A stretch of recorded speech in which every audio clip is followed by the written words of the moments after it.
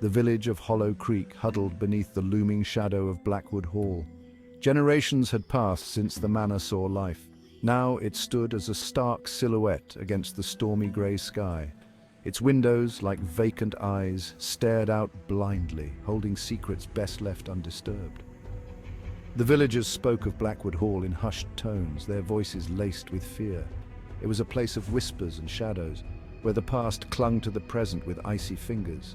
The wind howled through the ancient oaks that lined the drive, their branches gnarled like skeletal hands reaching out to snatch the unwary. The path to the manor was overgrown, consumed by nature as if the earth itself wished to reclaim what man had abandoned. No one dared to venture near after nightfall. The darkness held a palpable presence, a suffocating blanket of dread that descended with the setting sun. Blackwood Hall was more than just an empty shell. It was a vessel of sorrow echoing with the grief of its former mistress. Her name was Lady Elara, and her tragic tale was woven into the very fabric of the house. She was a spectre trapped within its walls, her anguished cries carried on the wind, a chilling reminder of the darkness that lay within the human heart. Lady Elara was the epitome of grace and beauty, her heart as radiant as the morning sun. She had found love in the arms of Sir Reginald, a valiant knight whose loyalty was surpassed only by the depth of his love for her. Their bond was the envy of the realm, their laughter echoing through the halls of Blackwood, a testament to the joy they found in each other's company. They were two halves of a whole, their destinies intertwined, their love a beacon in a world often shrouded in darkness. Then war cast its long shadow upon their lives. Sir Reginald, duty-bound to his king and country, rode off to battle, leaving Elara behind with a heart heavy with foreboding. She watched him go, her hand clutching the token he had given her, a delicate silver locket containing his portrait. It was a promise, a tangible reminder of his love and a pledge of his return. The news arrived on a bleak winter's day, carried by a weary messenger. Sir Reginald had fallen in battle, slain by a traitor's blade. Elara's world crumbled around her, the weight of her grief crushing her spirit. Her laughter was replaced by silent tears, her joy by a suffocating despair. The vibrant colours of her life faded to a dull grey, reflecting the desolate landscape of her broken heart. Consumed by grief, Lady Elara sought solace in ancient lore, desperately clinging to any hope of seeing her beloved Reginald once more. Whispers led her to the legend of the Night Hag, a malevolent entity said to reside deep within the Whispering Woods. She was a creature of immense power, her magic as ancient as time itself. But her price for assistance was always steep, demanding a heavy toll from those who dared to seek her out. Driven by her unwavering love and fueled by desperation, Elara embarked on a perilous journey into the heart of the woods. The trees loomed over her, their branches twisted and gnarled, their leaves rustling with unseen eyes. The air grew heavy with the scent of decay and the sound of her own heartbeat pounding in her ears. Fear gnawed at her resolve, but the thought of Reginald, of seeing his face, hearing his voice once more, propelled her forward. Deep within the woods, in a clearing shrouded in an unnatural mist, Elara found the Night Hag. The creature was a grotesque parody of a woman, her skin withered and pale, her eyes burning with an infernal light. A sense of wrongness permeated the air around her, a tangible aura of malevolence that sent shivers down Elara's spine.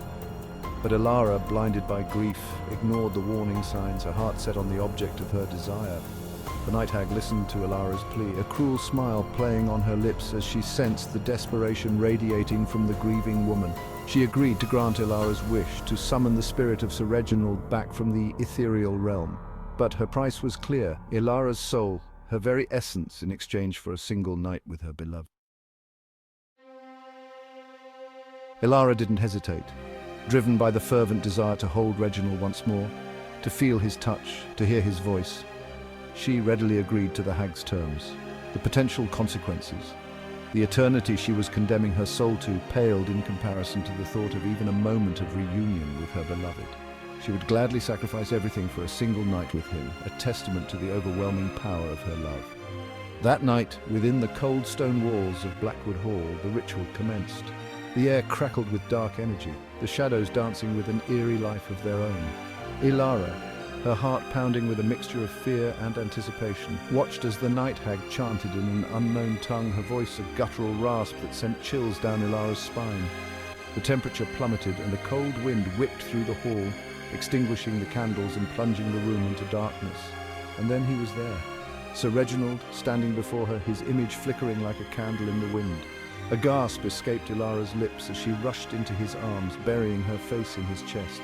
He felt cold, his touch sending a shiver down her spine, but it was him, his scent, his voice, all flooding back to her in a torrent of emotion. But as quickly as the joy had come, it turned to ashes in her mouth. Reginald's eyes, once filled with love and warmth, were now vacant, two black pits staring through her. His touch, once comforting, now sent a chill down her spine, a feeling of wrongness permeating her very being.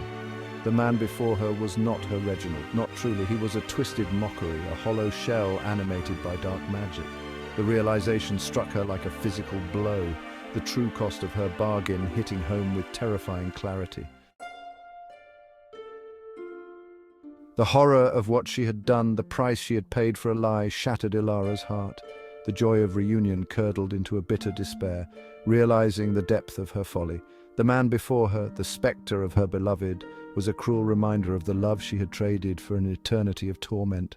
She cried out, a wail of anguish that echoed through the halls of Blackwood, a desperate plea for a reprieve that would never come. The Night Hag had fulfilled her end of the bargain, but in her grief, Elara had failed to consider the true cost of her wish. She was trapped, her soul forfeit, her heart forever broken. Reginald faded with the first rays of dawn, leaving Elara alone in her despair. The weight of her actions, the consequences of her choice, pressed down on her, suffocating any hope of peace. She was bound to Blackwood, her soul tethered to the house, her anguish echoing within its walls. As the years turned into decades, the villagers of Hollow Creek bore witness to the consequences of Elara's pact. On stormy nights, when the wind howled like a banshee and the rain lashed against the windows, they swore they could hear her cries echoing from Blackwood Hall. A mournful lament, filled with regret and despair, a chilling reminder of the darkness that lay within the manor's walls. Travellers passing by the estate at night claimed to see a lone figure wandering the halls, a woman in a white gown, her face pale and drawn, her eyes filled with a haunting sadness.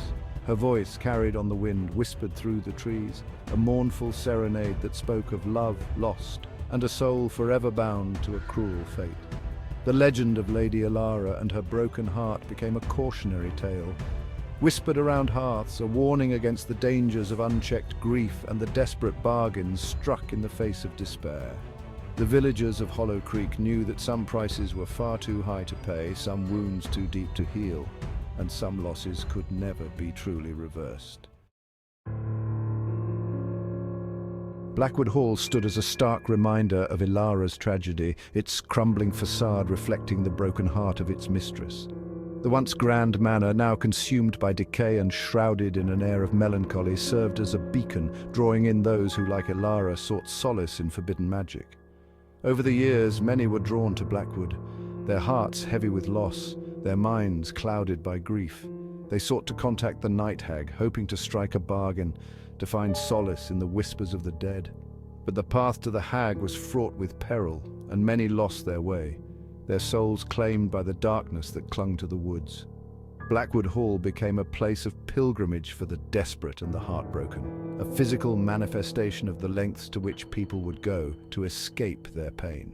But the manor offered no solace, only a chilling echo of Elara's despair, a constant reminder that some wounds ran too deep to ever truly heal. The tale of Lady Elara, her love for Sir Reginald, and her ill-fated pact with the Night Hag served as a cautionary reminder for the villagers of Hollow Creek. It was a story whispered from generation to generation, a chilling testament to the power of love and the devastating consequences of choices made in the throes of despair. Blackwood Hall stood as a silent sentinel, a monument to the enduring nature of grief and the weight of desperate bargains. Its shadow stretched across Hollow Creek, a constant reminder of the darkness that lurked at the edges of human emotion. The villagers knew that some wounds never truly healed and some losses echoed through eternity. And so the story of Blackwood Hall lived on, a chilling tale of love, loss, and the desperate measures we take to hold on to what we've lost. It served as a warning, a reminder that some prices are far too high to pay and some bargains can only be settled in the cold embrace of eternity.